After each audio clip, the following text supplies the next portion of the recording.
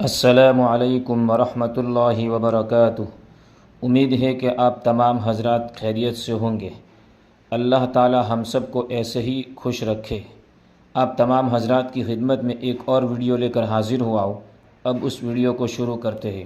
ایک معذور آدمی اپنا بیوی کو حج کا اجازت دے گا لیکن اس کا بیوی کو اور کوئی محرم نہیں ہے۔ اب اس عورت حج جانے کا کیا حکم ہے؟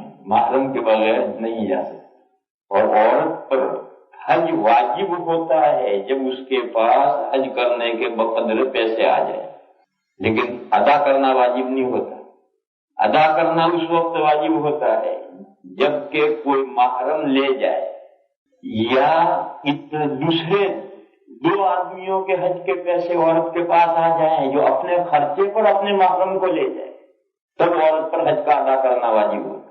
دیکھو اسی مثال، ایک آدمی کے پاس زکوٰۃ کے بقدر مال آ گیا، صاحب نصاب ہو گیا، صاحب نصاب ہونے سے زکوٰۃ واجب ہو گئی، لیکن زکوٰۃ ادا کرنا ابھی واجب نہیں۔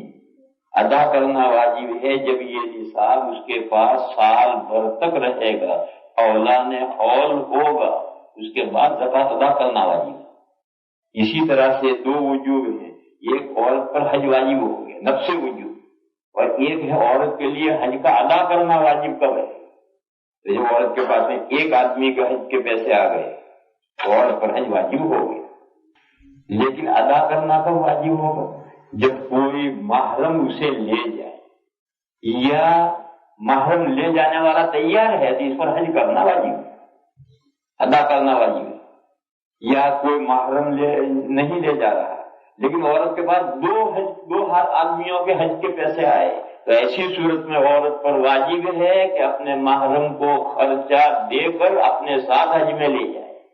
اب عورت پر حج کرنا واجب ہے، حج ادا کرنا واجب ہے۔ لہذا ایسی صورت میں جب اس کا شوہر معذور ہے اور ایسا معذور ہے کہ اس پر حج نہیں ہے لازم، تو پھر ایسی صورت میں اس کے اجازت دینے سے کچھ نہیں ہوتا۔ اس میں شوہر کی اجازت کی کوئی ضرورت نہیں، شوہر کی اجازت کی کوئی ضرورت نہیں ہے۔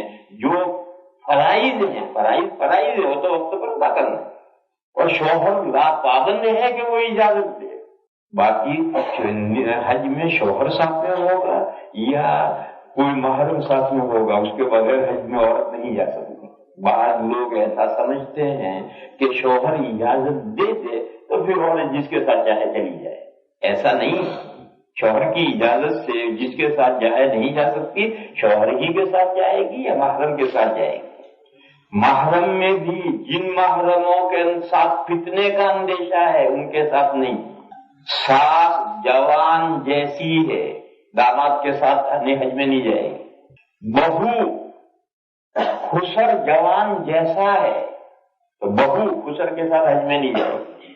بہو خسر کے ساتھ درحالے کہ خسر جوان جیسا ہے اور اس کا چال چلن خسر کا اچھا نہیں، تو بہو ایسے خسر کے ساتھ نہیں جائے گی اگرچہ محرم۔